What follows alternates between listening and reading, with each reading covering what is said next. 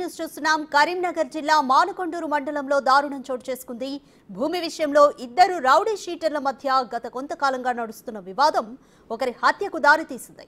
మండలంలోని పచ్చనూరుకు చెందిన rowdy sheeter Gopu Prashanth రెడ్డిని మరో రౌడీ షీటర్ నన్నవేని రమేష్ తన గ్యాంగ్ తో కలిసి అతి కిరాతకంగా హత్య చేశాడు. హత్యకు ముందు ఇద్దరి మధ్య ఫోన్ సంభాషణ జరిగింది. ఈ ఆడియో కాల్ రికార్డ్ చేయడంతో వైరల్ గా మారింది. ఇద్దరు పరస్పరం చంపుతానని వార్నింగ్లు ఫోన్లో దూషించుకోవడంతో వీరి మధ్య ఉన్న వివాదం చిలికి గాలివానైంది.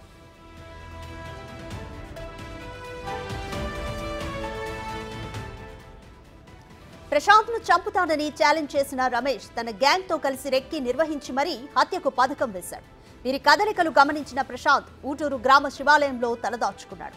నిన్న ఉదయం 6 గంటల సమయంలో రమేష్ గ్యాంగ్ శివాలయానికి చేరుకుని ప్రశాంత్ పై మూకుమ్మడిగా దాడి చేసి కొట్టారు. వీరి దాడి నుంచి తప్పించుకునే ప్రయత్నంలో నీళ్లు లేని ఓ పాడుబడిన బావిలో దూకాడు. అతన్ని బయటికి తీసిన రమేష్ గ్యాంగ్ అత్యంత పాశవికంగా దాడి చేసి కొట్టారు.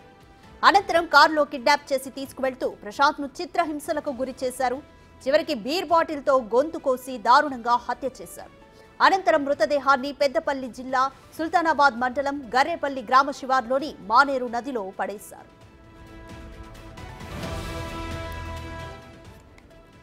స్థానికుల సమాచారం మేరకు రంగంలోకి దిగిన పోలీసులు Karimnagar rural ACP Venkataramana, Manakondur CI Madasu ఆధ్వర్యంలో గాలింపు చర్యలు చేపట్టి మానేరులో ప్రశాంత్ మృతదేహాన్ని గుర్తించారు. మృతదేహాన్ని వెలికి తీయడానికి పోలీసులు 12 గంటల పాటు శ్రమించారు. ప్రభుత్వ ప్రధాన ఆసుపత్రిలో ప్రశాంత్ మృతదేహానికి పోస్ట్ మార్టం నిర్వహించారు. నిందితుల కోసం పోలీసులు ముమ్మర గాలింపు చర్యలు చేపట్టారు.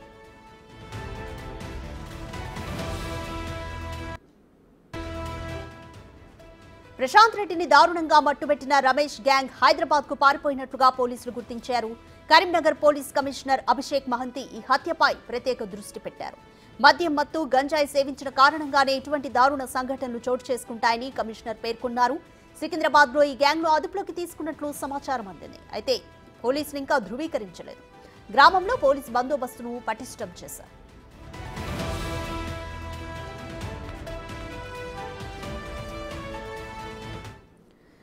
రైట్, మోర్ డీటెయిల్స్ మా ప్రతినిధి శ్రీనివాస్ అందిస్తారు. శ్రీనివాస్, అసలు ప్రశాంత్ కి రమేష్ గ్యాంగ్ కి మధ్య ఉన్న సమస్య ఏంటి, గొడవలు ఏంటి? అలాగే ఇప్పుడు ప్రశాంత్ ని చంపిన గ్యాంగ్ ను పోలీసులు హైదరాబాద్ లో అదుపులోకి తీసుకున్నారా? ఇందులో వాస్తవం ఎంత?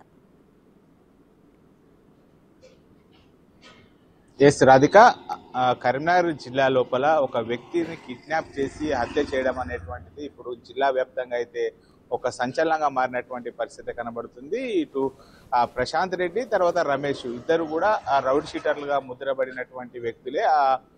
పచ్చనూరు గ్రామం లోపల ఒక భూ వివాదం లోపల వీళ్ళిద్దరికి గొడవలు ప్రారంభమైనట్టుగా తెలుస్తున్నది. అయితే ఇటు రమేష్ తర్వాత ప్రశాంత్ ఇద్దరికి సన్నిహితంగా ఉండేటువంటి వారు వీరిద్దరి యొక్క సంభాషణను మొత్తాన్ని కూడా కాల్ రికార్డ్ చేసి ఒకరి సంభాషణను మరొకరికి పంపడంతో ఈ వివాదం కాస్త ముదిరినట్టుగా తెలుస్తుంది. అయితే ఆ భూ వివాదం లోపల తలదూర్చినటువంటి నేపథ్యం లోపల వీరిద్దరు పరస్పరం కూడా ఒకరిపై ఒకరు ఆ ఫోన్ లోపల ఇటు దూషించుకున్నటువంటి పరిస్థితి కనబడుతుంది. అయితే ఆ రమేష్ అనేటువంటి వ్యక్తి కోసము ఈ ప్రశాంత్ అనేటువంటి ఆ వ్యక్తి ఇద్దరు కూడా ఒకరినొకరు ఇప్పటి వరకు అంటే ఈ చంపేటువంటి క్రమంలో తప్ప ఎప్పుడు కూడా వారిద్దరు కూడా ఎదురెదురుగా తారసపడని పరిస్థితి. కేవలం వాళ్ళిద్దరికి మధ్యలో ఆ ఫోన్ సంభాషణ మాత్రమే ఇటు వివాదాలకు దారితీసిందని చెప్పుకోవచ్చు. అయితే ఫోన్ మాట్లాడేటువంటి సమయం లోపల ఇద్దరు ఇటు ప్రశాంత్, రమేష్ ఇద్దరు కూడా ఒకరిని ఒకరు చంపుకుంటామని చెప్పి బెదిరించుకోవడంతో ఈ వివాదం చాలా ముదిరిందని చెప్పుకోవచ్చు. అయితే ఈ ప్రశాంత్ అనేటువంటి వ్యక్తి గోదావరి కన్ లోపల తలదూర్చుకున్నటువంటి నేపథ్యం లోపల ఇటు రమేష్ కూడా తన అనుచరులతో కలిసి ఆ గోదావరి కనికి వెళ్ళడం జరిగింది. ఎందుకంటే ఫోన్ మాట్లాడేటువంటి ప్రయత్నం లోపల దమ్ముంటే గోదావరికి రా అనే కోణం లోపల ఇటు ప్రశాంత్ మాట్లాడడంతో రమేష్ అతని కోసం వాకప్ చేసుకుంటూ గోదావరి కని కూడా వెళ్ళడం జరిగింది. గోదావరి కని లోపల కూడా అక్కడ రమేష్ ఆసు కోసం వెతికినటువంటి పరిస్థితి లోపల అక్కడ కనబడకపోవడంతో మళ్ళీ తిరిగి వచ్చనూరు గ్రామానికి వచ్చి ఆ గ్రామం లోపల ఇటు ఎవరైతే ప్రశాంత్ ఉన్నారో ప్రశాంత్ ఆనవాళ్ళ కోసం రమేష్ వెతుకునేటువంటి సమయం లోపల ఆ రోజు రాత్రి ఎలాగైనా కానీ రమేష్ అనేటువంటి వ్యక్తి తనను ఖచ్చితంగా చంపుతాడని చెప్పి ఆ ఊటూరు గ్రామం లోపల ఉన్నటువంటి ఒక శివాలయం లోపల రాత్రంతా కూడా తలదాచుకున్నటువంటి పరిస్థితి. అయితే ఆ శివాలయం లోపల ఉన్నాడు అనేటువంటి సమాచారం మేరకు రమేష్ అనేటువంటి వ్యక్తి ఆ ప్రశాంత్ కోసం శివాలయంకు వెళ్ళడంతో రమేష్ను చూసి ఆ ప్రశాంత్ పారిపోయేటువంటి ప్రయత్నం చేశారు. ఆ పారిపోయేటువంటి ప్రయత్నం లోపల